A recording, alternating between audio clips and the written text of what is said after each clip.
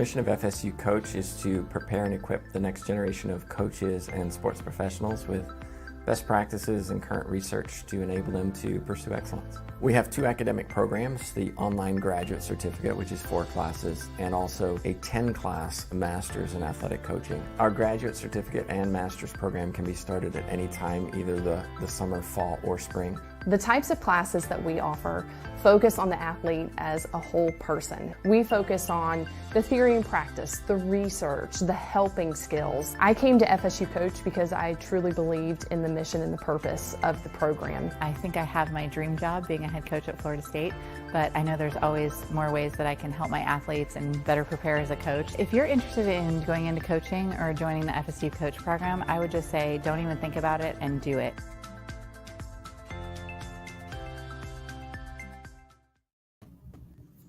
Well, welcome everybody to the Coaches Clinic. This is hosted by FSU Coach in conjunction with USYS.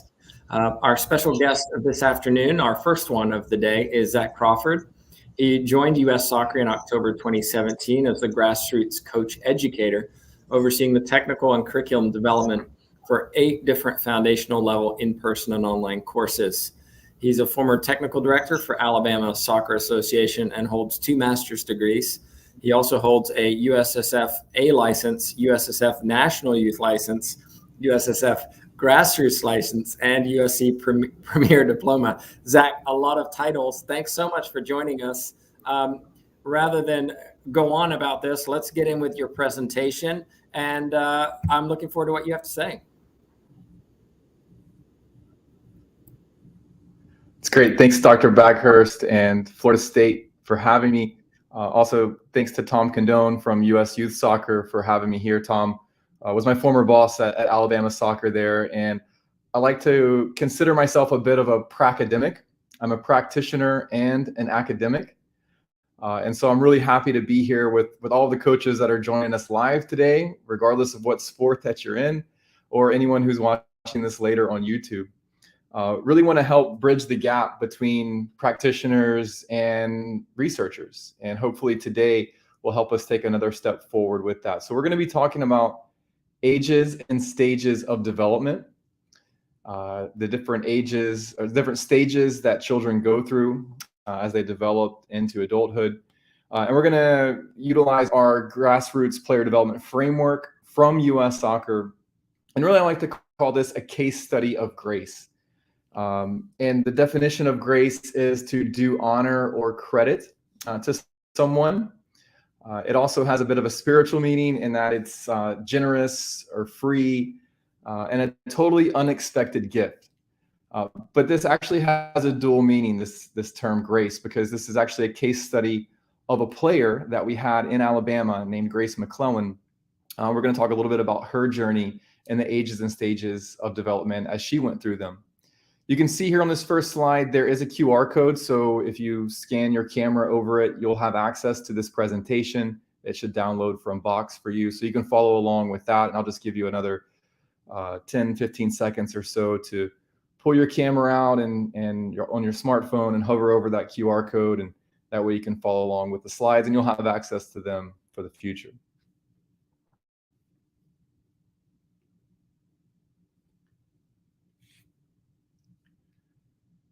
Okay, let's get started. So player-centered. We hear this word a lot. We're player-centered. We're a player-centered club, or I'm a player-centered coach. But what does it really mean? Really, it means that the player is the main actor.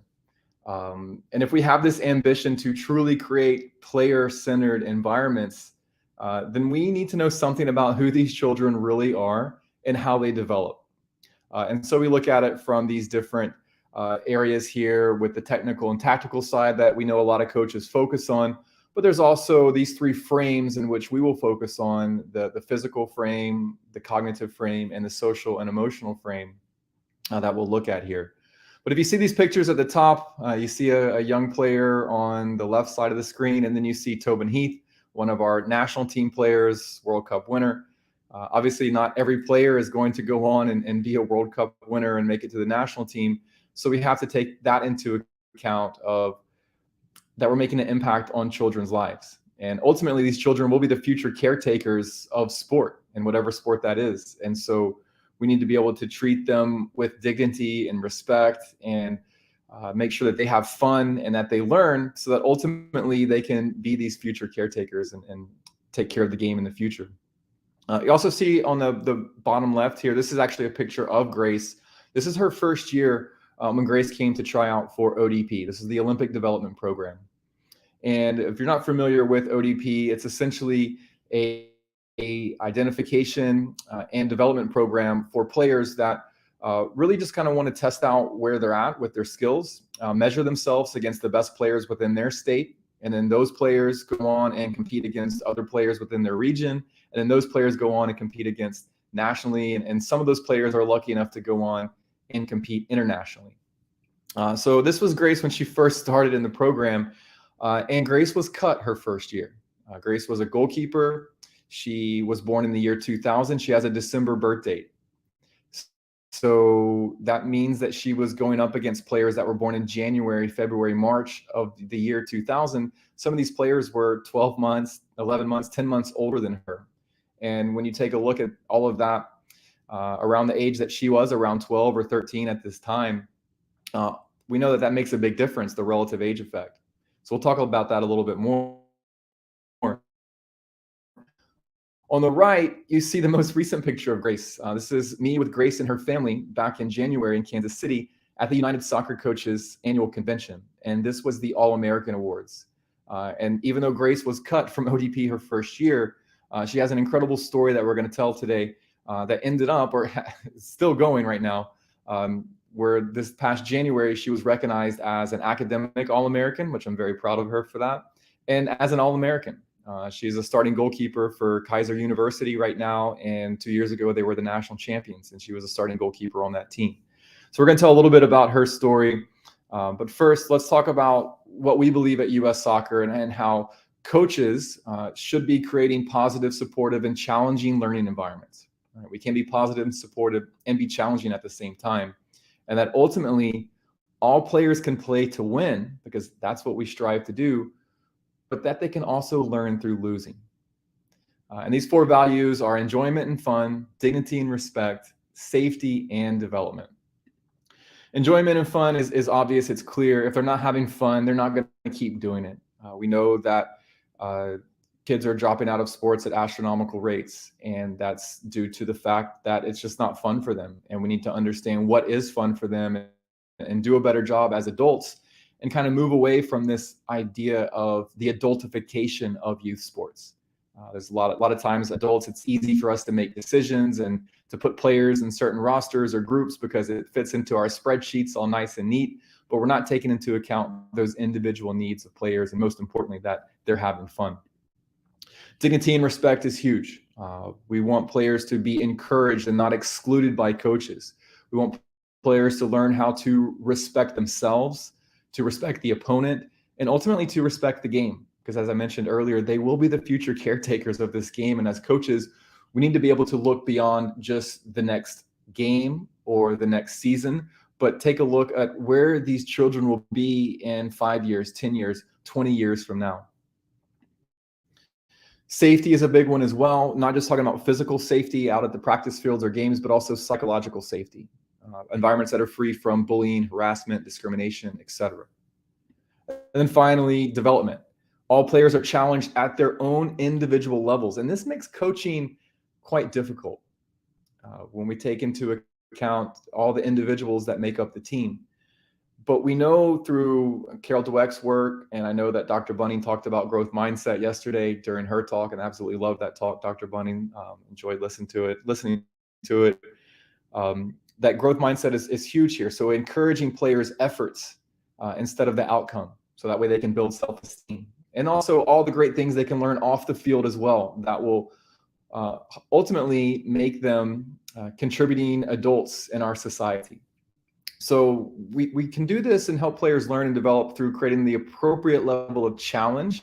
So it's not too easy for them, because if it is, they'll get bored and quit. But also making sure that the challenge level isn't too high, where they get frustrated and they end up quitting there as well. So those are our 4 values that we use through U.S. Soccer and have coaches hopefully be able to learn and use them through our coaching education platform. Now let's take a look at how players develop. We know that children go through distinct periods of development as they grow from infants to adults, and at each stage of development, each child is learning in several different areas at the same time. So this is why I want to encourage you, if there's maybe one thing that you take away from this talk today, is that player development is not linear. And we can't always expect this kind of stair-step approach. Player development, it occurs at different rates for different players because they're all going through these different stages at different times. This big idea I want you to take away is that we all have unique potential, every single one of us. And as coaches, we have to take this into account with our players. That means we have to adapt to the needs of our players, not the other way around. And the challenge for us as coaches is to help each individual player meet them where he or she is at and help them develop to their own unique potential. So if you see this picture on the right, this is a picture of Grace. This is her during her first year of ODP, maybe the second year.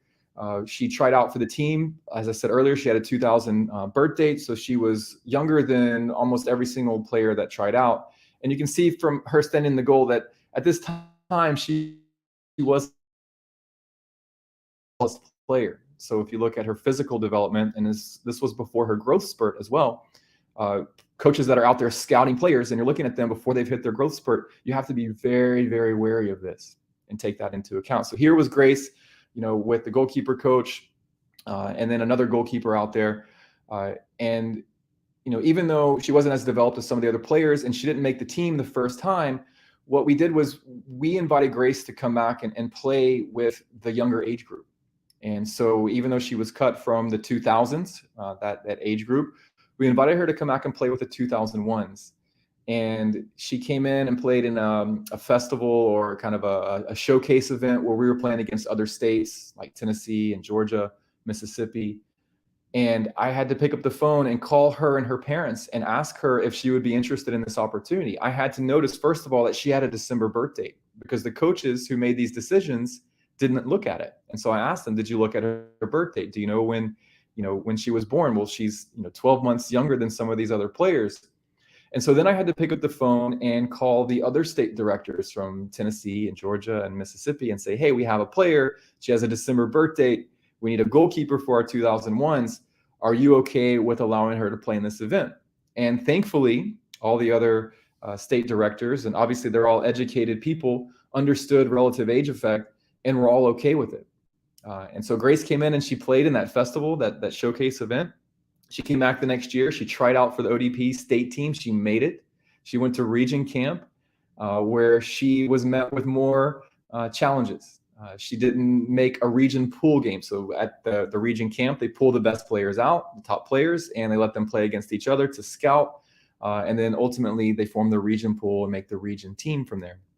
Well, Grace didn't make the region pool. She worked really hard. She came back the next year, made the state team again, made a region pool game.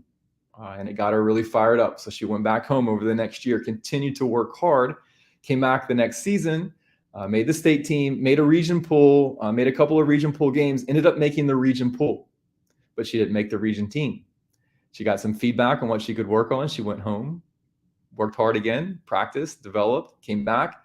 And her last year, she made not just the state team, not just the region team, but she made a region team that actually got to go and travel and play some international games. And this really propelled her onto the next stages of her career, where she went on to play at LSU for a couple of seasons, and then she transferred to Kaiser a couple of years ago. So just taking this into account with Grace's story here, how she was going through these different periods of development than her cohort at the time. So at US Soccer, what we've done is we've put together what we call a player development framework. And this is our grassroots player development framework. And you see the QR code here on the right. You can scan your camera over it as well. And this will give you access to our grassroots player development framework. And it's essentially just an overview of the development pathway of youth players with those ages and stages of development, taking into account what are their developmental goals, What are their developmental needs for that age and stage of development? What are the key qualities that as coaches we want to help them develop? And then other soccer specific things like player actions, team tactical principles. And then ultimately, how players at this age or stage typically develop. And then as coaches, how we should react or respond to how players develop. So it's not the other way around, how players should respond and adapt to us as coaches. We need to be adapting and responding to the players and to their needs. So why a framework? Why a player development framework? Simply, it helps us ensure that players at every age and stage of their development have access to the most developmentally appropriate training environments, to educated coaches that understand how children develop so that they can ultimately create these positive sport experiences and help them to fulfill their soccer potential, just like Grace. So this player development framework you see here on the top right corner is actually part of an ecosystem. It's not just a one-off. And I wanted to show this to you all, and I'm not going to share this, go through this in a lot of detail, but it's all part of an ecosystem that, that you have to take into consideration a lot of other things. But I want to highlight what this framework is for all of you and maybe get you interested in doing some research on your own. Our framework is based off developmental psychology, stages of player development, scientific study of how and why human beings change over the course of their life. Why developmental psychology? It's because of everything we just talked about. We have to consider these different factors regarding individual player development, because we know that as children age, they go through these different stages. We also know each child's unique, and they're going to go through these different stages at different periods of time. If you've ever coached players in the 11 to 14-year-old age ranges, you know this because they start to go through the growth spurt at certain and different times. And if you're coaching co-ed players, you know that sometimes the females go through it a little bit sooner than the boys do. These are the three areas we use within our framework. As mentioned earlier on that first slide: cognitive, motor skill, and psychosocial. So we're going to take a look at all three of these and kind of apply them to this case study of Grace. Cognitive development is about thinking. It's about memory, perceiving, learning, conscious thought, and problem solving. Right. So how do players read the game? How do they understand and process information? So think about the cumulative aspect of learning and why we shouldn't treat 6-year-old players like we do 16-year-olds. In this case, you see here on the slide, the third bullet point: why can a 16-year-old make a decision to shoot a ball from a long distance, but a 6-year-old may struggle with that? We know that a 16-year-old is more physically developed than a 6-year-old, so they have the leg strength to do that. But we also know that cognitively, they understand that they have that ability to do it or not. So that's something to take into account. Also thinking about, why does a 6-year-old have a short attention span? And what does that mean for us as coaches and the instructions that we provide for them? We know that they need to be short and simple so those players can understand, and so we can get them back to playing, because if we don't, the 6-year-olds can take over the session pretty quickly and take it in the direction that they want it to go in with their short attention spans. Motor skill development is basically, how do children's bodies and brains grow? How do they learn how to manipulate their body around in space? How do they develop the visual system, etc.? So the biological development. So motor skill development here, we need to think about. You see this picture of Grace in the middle, and this is her in her either second last year or last year of ODP. Now she's gone through the growth spurt, and you see she's not the shortest player on the team anymore. But if we had stuck with the coach's original decision and kept her off the team, we never would have known how she would have developed. So actually, I want to pause right here, and I want to have a special guest come and join us, Dr. Baghurst, if we can bring her in now. We actually have Grace joining us today. Hello. Hey, Coach Zach. Thanks for having me on.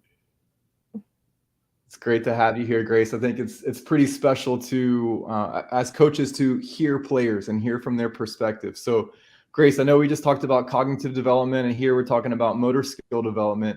I'd like to just ask you, what are your thoughts on what you just heard and how it applies to, your story here? Yeah, definitely. when I originally got cut from the program, I was probably in like 6th or 7th grade.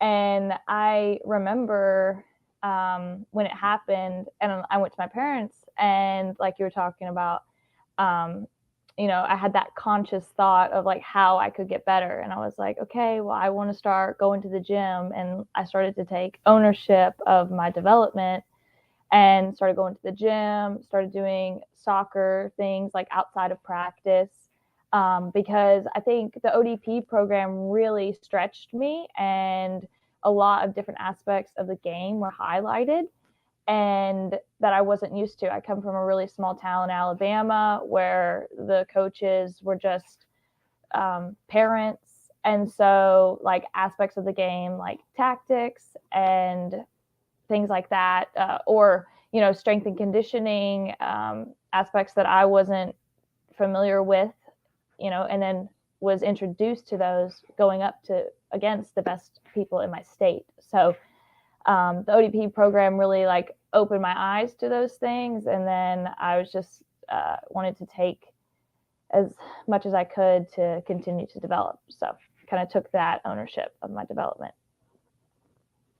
That's great. So it sounds like from a cognitive standpoint, you started to understand where you were at, that you were, and did you know at the time that you were 12 months younger than some of the other players you were competing against in that 2000 age group? Yes, for sure. And it was really uncomfortable for me, especially being in the 2000 age group, because the girls were a lot bigger. The speed of play was a lot faster. And at that age, it was just a huge difference. The 1 year, the 12 months or so was just a huge difference. And yeah, so it was, and then when you asked me to come play with the 2001s, I was actually a little bit more comfortable because I had played with some of those girls in club, because at the time it was August to August. And so I'd played with some of them, and the speed of play was a bit slower, and they were a lot smaller. So I was just a lot more comfortable, but still I was a little bit hesitant to come back. But thankfully, my parents really encouraged me to stick with the program. But yeah, that's great. Grace, that's a great answer, because that kind of takes us right into our third and final frame here of the psychosocial development. So, how children develop their personalities, social attitudes and skills, and how to interact with others, and the emotions, how to deal with the emotions. Can I ask you, what was your emotion like when you didn't make that team the first year? Yeah, and you can be honest with this, Grace. It's okay. Yeah. Yeah, I was devastated. I had never really been cut from anything. And I was like, I'm never going back to that program. And actually, Coach Zach was new. And I was like, what's he doing? Like, this guy from Colorado, like, he doesn't know anything about Alabama soccer. Like, so I was like, I'm not going back. I was like, yeah. It's just probably not for me. And unfortunately, that's what probably so many players said if they were cut at any point, like through ODP. Unfortunately, it's just not for me. I mean, there are different avenues, but just being a small town of Alabama, it was growing with like ways to get exposure, and ODP was just the main one at the time. So my parents were really encouraging, and they had like talked to Coach Zach personally and understood the whole situation. And so they were like the driving force of getting me to go back, like, even though it was with a younger age group. And, so I'm really thankful for my parents in that sense, really pushing me in an uncomfortable situation. And then it turned out to be like through ODP where I had a lot of success, and it gave me a lot of exposure for the next level. So. Yeah, that's great. And we'll talk about your parents in just a couple of moments here. Definitely some key factors involved. But in this psychosocial frame, I mean, here's a picture of you with the region team. I think you're over in England at this point, right? You're playing some international competition, but this wouldn't have happened if you didn't have the support from your coaches, if you didn't have the support from your parents to help you push through these emotional challenges, these emotions of, I didn't make the team, I got cut. Now I'm being asked to play with the younger age group, even though that's typically, that's actually is the age group I'm playing with. So, psychosocially, you think about, social cognition, how you think about yourself being a part of a group. And what was it like for you to be a 2000 being asked to play with the 2001s? I know you mentioned it just a minute ago. You said the players were a little bit smaller. The speed of play was a little bit more what you were used to, because that's what you were playing on your club. But when it comes to kind of like a social interaction aspect, how is it for you being asked to essentially play down an age group? Yeah, like it was probably not the best thing. Like I was upset about it because I was like, asked to play down an age group, but it actually just turned out to be a really good experience for me, because then I was able to kind of show my talents like in a more comfortable setting. But yeah, I just kind of carried on, just like I didn't really explain my situation to other people. I was just like, yep, I'm here. Coach Zach wants me to be here. And but it turned out to be really good for me. Play with the younger ones, more comfortable, and then I think was really able to show like my strengths. And Yeah, so you felt, you said you were a little bit more comfortable playing with the younger age group. It gave you some leadership opportunities, I'm sure. It's now that you are 12 months older than some of these other players that you're playing with or against, and definitely difficult for you, it sounds like. And I think for all the coaches out there on the other side of the screen, we have to remember that. If we really want to create player-centered environments, we don't just want to put the biggest, fastest kids into a group or on a team together. Sometimes we're in a rush to get kids to a certain destination, and we end up missing the journey with them. And that some of these kids along their journey, that emotionally, psychosocially, asking them to play up or play down can be a really big deal. And we need to take that into account when we form these teams and groups, etc. So in psychosocial, in this frame, we know young children experience the world from their own perspective. And it's helping them learn how to, experience, express emotion, manage emotions, etc. So emotional intelligence is a really, really big factor here.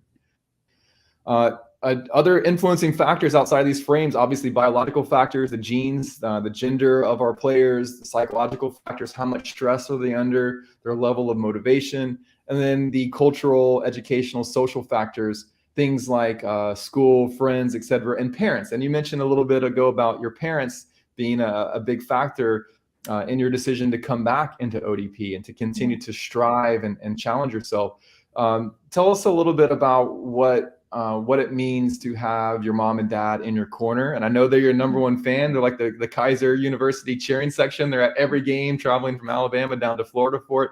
Tell us about how your parents supported you through this. And maybe too, before you get there, I can say from the coach's standpoint, it is quite awkward sometimes to pick up the phone and call the parent and say, hey, I think we made a mistake. We would really like to keep your player in the program, but it's not going to be as on this certain age group. It may be in this certain area, and here are going to be the advantages, and here are going to be the challenges of it. Because I remember the phone call with your mom, and I was very honest with her about, okay, here's the situation, here's the deal. It's not going to be, it's not going to be all. We're going to be looking through it with rose-colored glasses here. She's going to have to come in and work hard and play with younger players and all of that. So from the coach's standpoint, we have to take these types of challenges head on. But for you, Grace, tell us a little bit about how your parents supported you here. Yeah, my parents have always been so supportive. Like I was from a small town, so Birmingham was about an hour and a half away. So they would always drive me to practices. And so I spent a lot of time with them, and they're just really encouraging and like always pushing me in all the different aspects to just be better, but not in a way of that they want it more than me. I just have expressed my hopes and dreams with them, and so they're just there to just continue to encourage me. And so I was talking to Coach Zach, and he's like, yeah, like your parents aren't the normal soccer parents.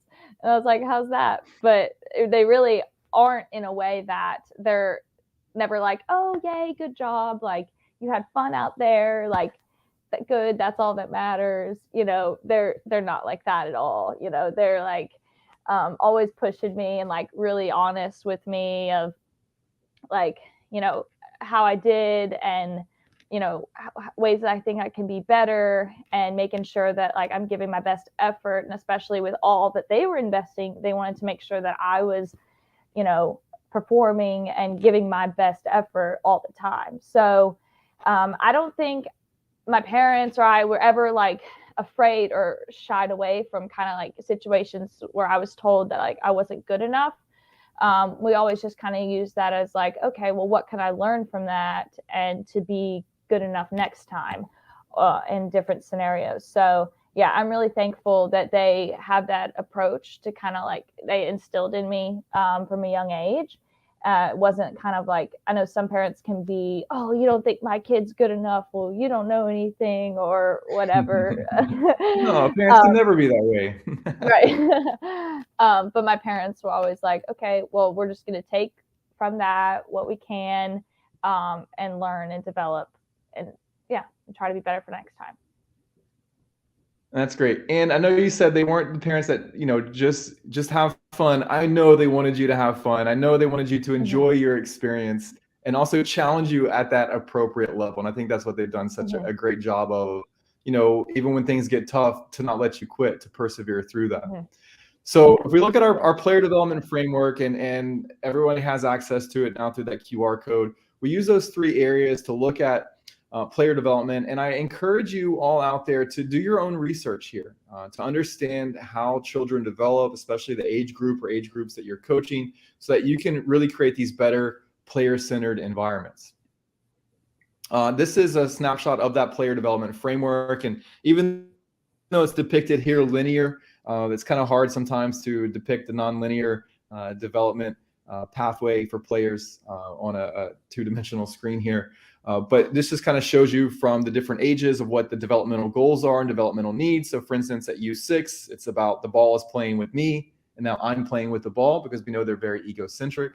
At U7, U8, it's about playing with my friends, so understanding how to share a little bit more.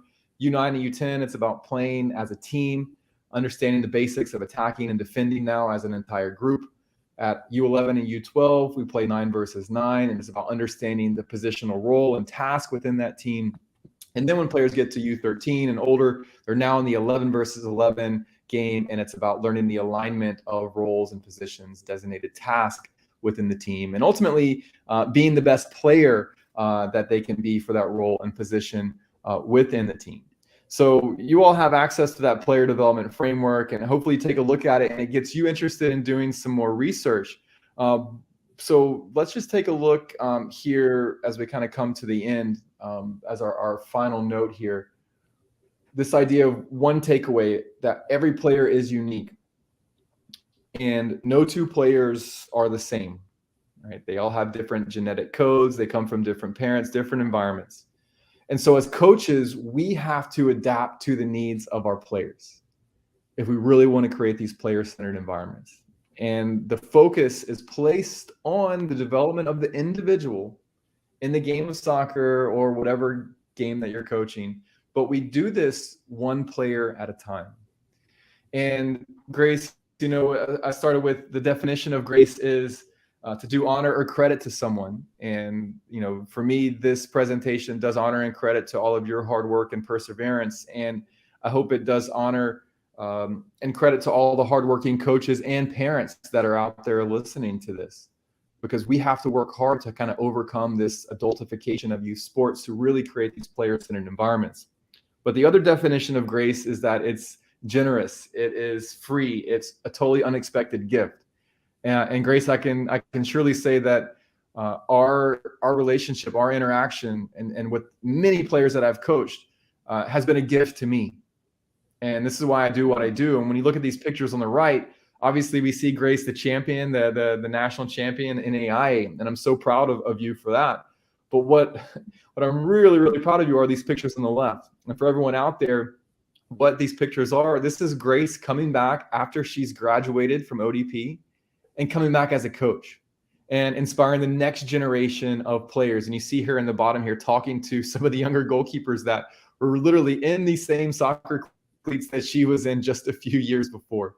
And so having you come back and be a coach and knowing that you are the future, you're the future caretaker of this game has me excited. And I think as coaches, that's what we have to remember is, what's our legacy going to be, and where are these players going to be 5, 10, and 20 years from now? So Grace, is there anything that you would like to share with all these coaches out there so they can hear from the player's perspective? One final take-home message from you here.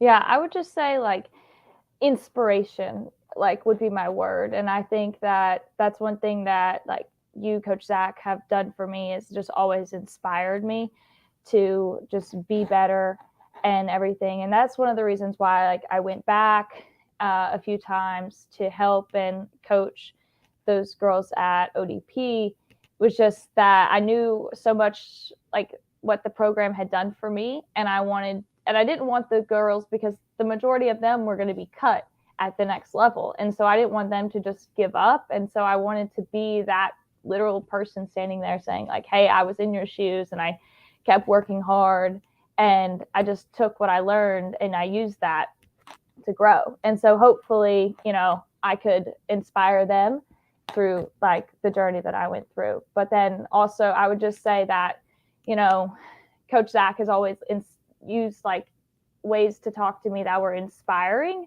And, especially at any level, but especially at a young age, words have the power of black magic. And any opinion that a coach can say about a player, if they use it in a definite way, really can stick with them forever. And so I would just say that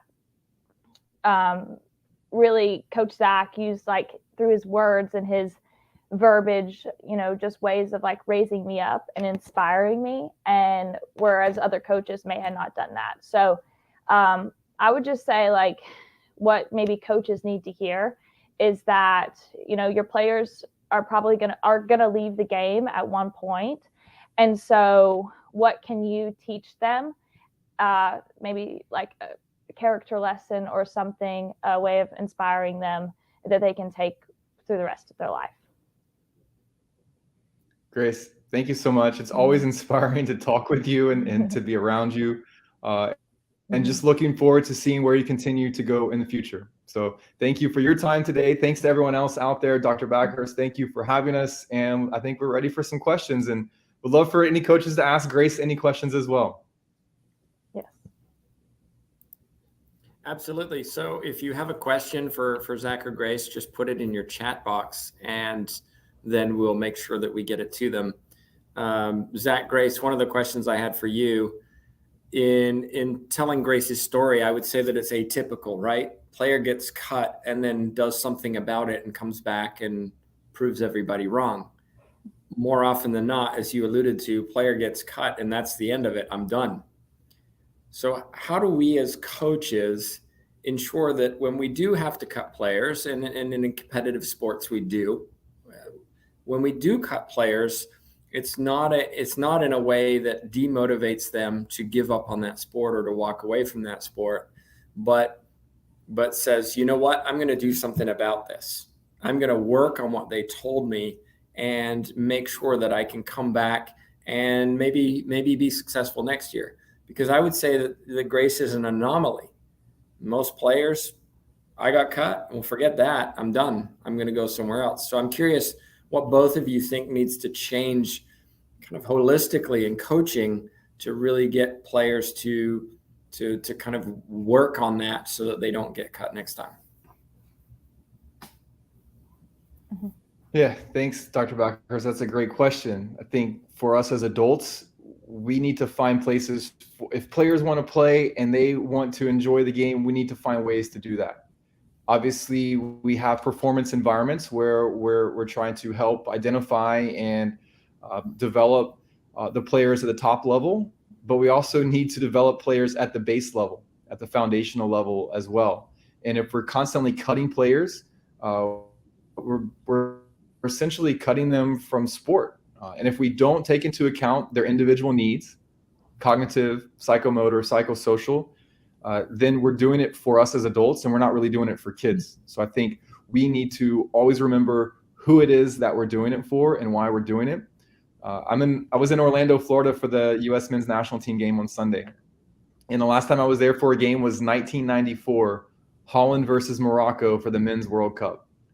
And I would never think when I was 14 years old that what is that? 28 years later, I would be working for US Soccer, coming back to help coaches learn. So you never know where someone's going to end up. And as coaches, we need to inspire players to want to stay involved somehow, some way. Thank you. We do have a question in the chat. Let me get to it real quickly. It's from Joshua. He says, I coach high school in Mississippi. I actually have tryouts coming up in 2 days. I want to keep older players involved, but I have to have a certain level. So how do you keep the players involved who maybe are going to sit on the bench or aren't going to make the varsity or starting team? How do you keep them involved when really they look at it and go, well, younger players are getting picked instead of me? What's the point? Yeah, Joshua, that's a great question, and you're not the only one dealing with it. So just know that you're not alone out there. I think you have to be honest with them. I think providing encouragement for being honest, just letting them know where they're at, letting them know what they need to work on, what they need to do. I think, Grace, do you remember what Coach Tim told you when you didn't make the team the first year? Yeah. Can you tell everyone here what he told you? Yeah, exactly. He basically, I was saying, he said, yeah, there's a girl on the national team here this week. And I was like, well, what's the difference between us? And he was like, well, if I kicked her 60 balls, she would catch all of them. And I was like, so you're telling me if I do the same that I could be at the same level? And he was like, yeah, like come back here next year and catch every single ball. And I did. And he gave me something tangible to work on. And I made the region team the next year. So, yeah. Yeah, I think that's a good point. Actually having tangible guidelines to help somebody. I would also clarify that if you provide those tangibles, you better back them up, because you have situations where a coach says, well, if you do this, this, and this, you'll make the team. And the player goes and does this, this, and this. And then the coach doesn't put that player in the team. That creates a very negative environment. So it's important that if you set up those things, we need to make sure that we abide by them and follow up on them. Yeah, it's important, Dr. Backhurst, that we do what we say and we say what we do, because players watch and they know if we're honest people or not. And we can never forget that we are role models as coaches. And Joshua, you have to have that difficult conversation with that player. But you have to be able to frame it in a positive and challenging way to say, hey, you know what? This is not the end of the world. There's going to be a life lesson that you can learn from this. Grace just recently tore her ACL and has gone through another challenge in her life of overcoming and rehabbing that. But she wouldn't be able to do that and be where she's now if the doctors and her trainers weren't honest with her and telling her where she's at and what she needs to do to get better. So I think we treat players with dignity and respect by being honest and giving them that constructive feedback. Okay, well, no more questions in the chat box. Zach and Grace, thanks so much for joining us as part of this clinic. I really appreciate your insight. And of course, for everybody watching, we have another one coming up in about 13 minutes. So be sure to stick around and join us. We're going to reset the feed and we'll be back for that. But on behalf of myself, Tim Backhurst, and Zach and Grace, thanks so much for watching. Thank you, Dr. Backhurst. Thank you, Grace. Thanks, Coach.